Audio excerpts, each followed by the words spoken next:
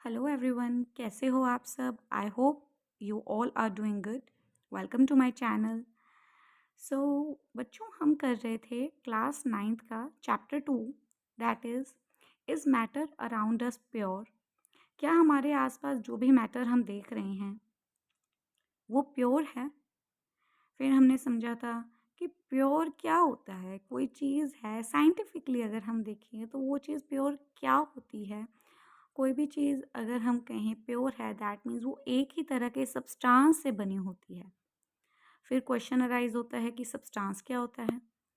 Substance एक ऐसा matter है, एक ऐसी चीज़ है जिसको हम आगे सब डिवाइड उसके कॉन्स्टिट्यूएंट्स में नहीं कर सकते। फिर हमने स्टडी किया था मिक्सचर के बारे में। मिक्सचर दो तरह के होते हैं, होमोजीनियस मिक्सचर और हेट्रोजीनियस मिक्सचर। जो भी मिक्सचर एक तरह के होते हैं दैट इज़ होमोजीनियस मिक्सचर, और अलग अलग तरह के अगर उसमें नॉन यूनिफॉर्मिटी हो मिक्सचर में, दैट इज़ हेट्रोजीनियस मिक्सचर। सो बच्चों, नेक्स्ट हमारा टॉपिक है what is solution.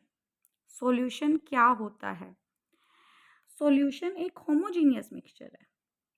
Solution is a homogeneous mixture, मतलब जो भी दो या दो से ज़्यादा सब्सटेंसेस को जब हम एक दूसरे में मिक्स करेंगे तो वो एक यूनिफॉर्म मिक्सचर बनेगा, दैट इज़ होमोजीनियस मिक्सचर बनेगा। हमारी डेली लाइफ में ऐसे बहुत तरह के मिक्सचर हम अपने आसपास देखते हैं। अब ये ज़रूरी नहीं है कि सॉल्यूशन है इसका मतलब लिक्विड मिक्सचर ही होगा। This is not important.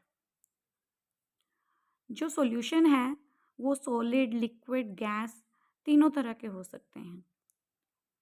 Solution क्या बता रही हूँ मैं कि दो या दो से ज़्यादा चीज़ें जब एक दूसरे में मिक्स हो जाती हैं और एक होमोजीनियस मिक्सचर बनाते हैं, बट वही तो सॉल्यूशन होता है। तो किसी भी तरह का हो सकता है, उसमें हमें यूनिफॉर्मिटी ऑफ मिक्सचर देखनी है। फॉर एग्जांपल सॉलिड्स का आपका एग्जांपल है एलॉयज़। लिक्विड्स में अगर हम बात करें, लाइक अगर इंक या मिल्क को वाटर में डिज़ोल्व कर दें या फिर शुगर सॉल्यूशन बनाएं या फिर लेमनेड बनाएं, लेमनेड जो हम घर में लेते हैं स्पेशली समर्स में। गैसेस में आपका सबसे बेस्ट एग्जांपल होता है सॉल्यूशन का एयर, क्योंकि एयर एक तरह का मिक्सचर ही है of different different gases around us, जिसमें डस्ट पार्टिकल्स भी आ जाते हैं। So it, what is this? This is mixture, this is solution. Homogeneous mixture is called solution, right? अब वही बात आ जाती है एलॉयज की। एलॉयज क्या होते हैं? मेटल्स का मिक्सचर होता है। एलॉयज मेटल्स का मिक्सचर होता है जो अपने अंदर जो भी कॉन्स्टिट्यूएंट मेटल्स होते हैं उनकी प्रॉपर्टी को शो भी करता है।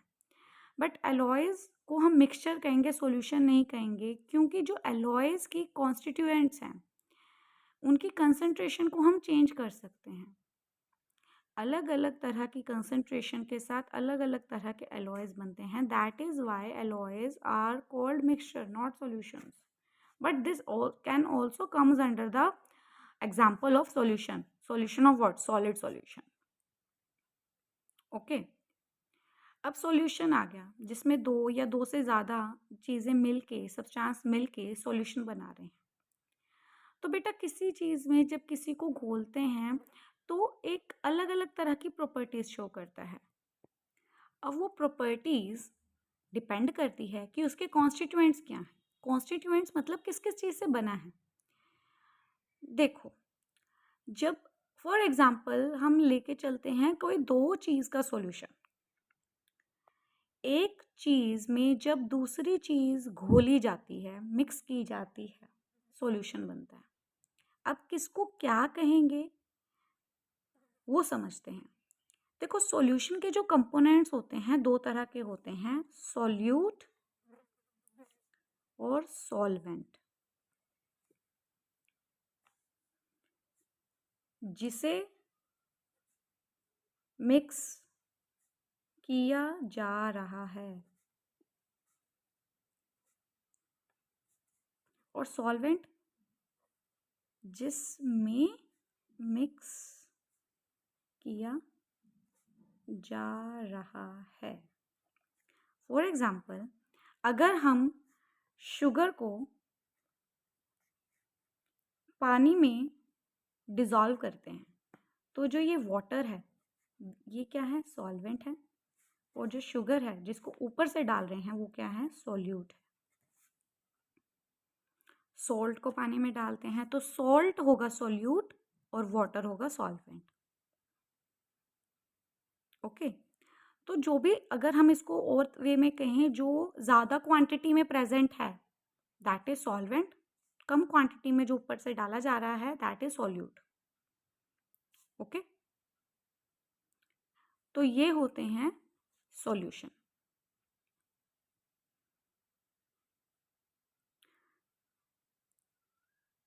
कोई भी चीज़ सॉल्वेंट में घोली जा रही है दैट इज सोल्यूट।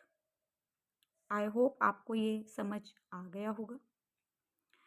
अब बात करते हैं प्रॉपर्टीज़ क्या होती हैं सॉल्यूशन की। देखो, हर चीज़ की प्रॉपर्टीज़ होती हैं, मतलब वो चीज़ वो शो कर रहा है। तो सॉल्यूशन की प्रॉपर्टीज़ क्या हैं? सॉल्यूशन सबसे पहली प्रॉपर्टी एक होमोजेनियस मिक्सचर है, मतलब इसकी जो कंस्टिट्यूएंट्स हैं या इसका मिक्सचर होगा वो यूनिफॉर्म मिक्सचर होगा। जो भी सॉल्यूशन के पार्टिकल्स हैं, मतलब जिनसे भी सॉल्यूशन बना है, वो पार्टिकल्स का जो साइज होगा वो 1 नैनोमीटर से छोटा होगा। 1 नैनोमीटर डायामीटर है इसका, पार्टिकल्स का डायामीटर 1 नैनोमीटर है। अब 1 नैनोमीटर कितने होते हैं बेटा, 10⁻⁻⁹ मीटर्स। देख लो, पार्टिकल्स का साइज इतना छोटा होगा। नेक्स्ट प्रॉपर्टी क्या है, they do not scatter beam of light. जब इस सॉल्यूशन से हम बीम ऑफ लाइट, कोई लाइट पास करवाते हैं, तो वो पार्टिकल्स उस बीम को स्कैटर नहीं करते, उसको बिखेरते नहीं हैं, because of the small size.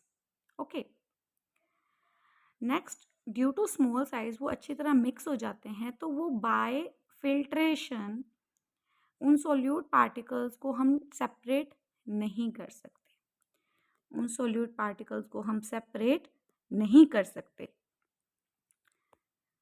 ठीक है, और प्रॉपरली मिक्स होने की वजह से अगर हम इसको अनडिस्टर्ब छोड़ देते हैं सॉल्यूशन को, तो उसके पार्टिकल्स भी नीचे बैठते नहीं हैं, बल्कि डिज़ोल्व्ड ही रहते हैं। डिज़ोल्व होने की वजह से हम ये कहते हैं कि जो सॉल्यूशन है वो एक स्टेबल सॉल्यूशन है। कैसा सॉल्यूशन है, स्टेबल। अब देखिए, हमने लास्ट क्लास में पढ़ा था कि अगर हम इतनी क्वांटिटी कॉपर सल्फेट की डाल दें, इतनी क्वांटिटी डाल दें, इतनी अलग अलग क्वांटिटीज डालेंगे, और उसका उसी अकॉर्डिंग कलर भी आया था। तो इससे हमें क्या पता चलता है कि सॉल्यूशन जो बन रहा है उसमें जो सोल्यूट की अमाउंट है वो डिफरेंट हो सकती है, वो वैरी कर सकती है ना। और सोल्यूट की अमाउंट वैरी करने पर जो सॉल्यूशन बनेगा, जिस तरह का बनेगा, उसका नाम भी डिफरेंट होगा, और उसे कहेंगे कंसंट्रेशन ऑफ सॉल्यूशन। क्या कहेंगे, concentration of solution. Concentration of a solution is the amount of solute present in a given amount of solution या solvent। किसी भी सॉल्यूशन की जो कंसंट्रेशन होती है वो क्या होती है कि कितना सोल्यूट प्रेजेंट है उस सॉल्वेंट में या सॉल्यूशन में। ठीक है, इसी बेसिस पे जो कंसंट्रेशन ऑफ सॉल्यूशन 3 तरह की होती है। सबसे पहले होती है डाइल्यूट। ठीक है,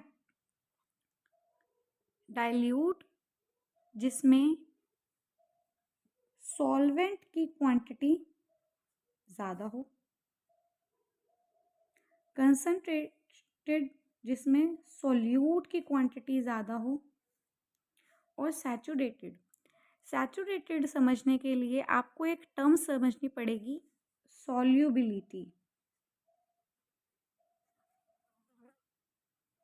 सॉल्युबिलिटी क्या होती है, amount of solute present in the saturated solution, वो उसकी सॉल्युबिलिटी है। अब सैचुरेटेड सॉल्यूशन, वहीं पर बात आ जाती है। देखो, एक पर्टिकुलर टेम्परेचर पे अगर हम किसी पर्टिकुलर टेम्परेचर पे किसी सॉल्यूट को सॉल्वेंट में घोल रहे हैं, मिक्स कर रहे हैं, ठीक है, तो एक ऐसा पॉइंट आ जाएगा, एक ऐसा टाइम आ जाएगा जब उसी सेम टेम्परेचर पे और सॉल्यूट हम उसमें डिसॉल्व नहीं कर सकते। मतलब वहाँ उस पॉइंट पे पहुँच के उसी टेम्परेचर पे वो जो मिक्सचर है वो सॉल्यूशन बनना रुक जाएगा और क्या होगा, वहीं पर उसकी डिसॉल्विंग ख़त्म हो जाएगी और उसके अलावा हम मोर सॉल्यूट उसमें डिसॉल्व नहीं कर सकते। Saturated solution. ओके, अब सैचुरेटेड सॉल्यूशन में कितना अमाउंट ऑफ सॉल्यूट प्रेजेंट है, कितना अमाउंट ऑफ सॉल्यूट उसमें घुला है, डिसॉल्व हुआ है, वो उसकी होती है सॉल्युबिलिटी। ठीक है, आई होप आपको समझ आ गया होगा। एंड अगर यही सॉल्युबिलिटी से नीचे, उसके सैचुरेशन लेवल से नीचे जितना अमाउंट ऑफ सॉल्यूट प्रेजेंट है वो होता है अनसैचुरेटेड सॉल्यूशन। देखो मैं आपको फिर से समझाती हूँ। किसी भी चीज़ में, किसी सॉल्वेंट में अगर हम ऊपर से सॉल्यूट डाल रहे हैं तो एक ऐसा पॉइंट ऑफ टाइम आएगा नॉर्मल टेम्परेचर पर कि वो और सॉल्यूट डिसॉल्व उसमें नहीं हो सकता और तब तक जो सॉल्यूशन बनेगा और उस सॉल्यूशन के बाद और कोई डिसॉल्विंग नहीं होगी, वो सॉल्यूशन होगा सैचुरेटेड सॉल्यूशन। और इस सैचुरेटेड सॉल्यूशन पे ये सॉल्यूट की जो भी सॉल्युबिलिटी होगी, जो भी कंसंट्रेशन होगी, वो उसकी कहलाएगी सॉल्युबिलिटी। जो भी कंसंट्रेशन होगी उस सॉल्यूट की, वो उसकी क्या कहलाएगी, सॉल्युबिलिटी। ओके, तो यहाँ से हमें क्या समझ आया कि कंसंट्रेशन क्या होता है कि amount of solute present in amount of solvent और सॉल्यूशन। कितने सॉल्वेंट में, कितने सॉल्यूशन में कितना अमाउंट ऑफ सॉल्यूट प्रेजेंट है, वो उसकी होती है कंसंट्रेशन ऑफ सॉल्यूशन। ओके, अब इसको भी कैलकुलेट हम करते हैं दो मेथड से। First is mass by mass percentage, next is mass by volume percentage. देखिए मास बाय मास परसेंटेज, अब यहाँ पर हमें क्या निकालनी है, परसेंटेज। सो उसके लिए मास ऑफ सोल्यूट, कितना मास है सोल्यूट का dissolve, by mass of solution into क्या, 100। सेम मास बाय वॉल्यूम में क्या है, mass of solute by volume of solution. ये है mass and this is volume. Okay, into 100। सो इसी बेसिस पे एक न्यूमेरिकल करते हैं, that is a solution contains 40 grams of common salt in 320 grams of water। एक सॉल्यूशन है जिसमें 40 grams of common salt present है, कितने में, 320 ग्राम ऑफ वाटर में। तो हमें कैलकुलेट करनी है concentration in terms by mass. ठीक है, तो हम क्या लेंगे, mass of solute.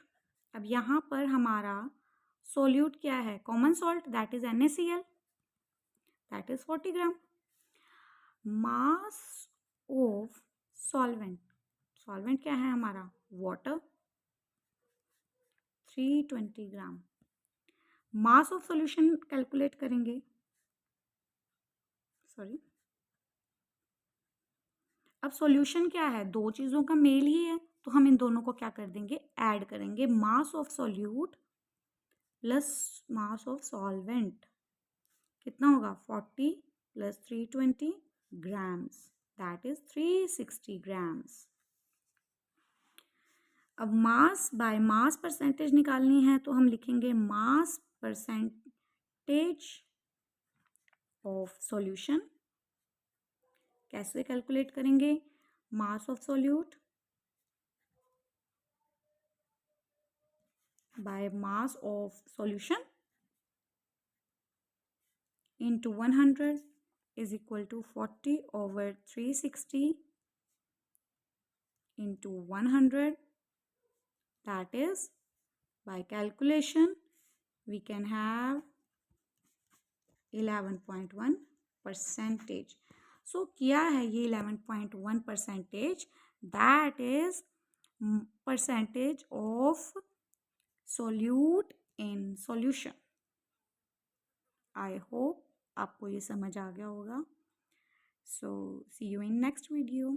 Thank you. Bye bye. And if you like this video, do like the video, comment down, share this video, subscribe to my channel.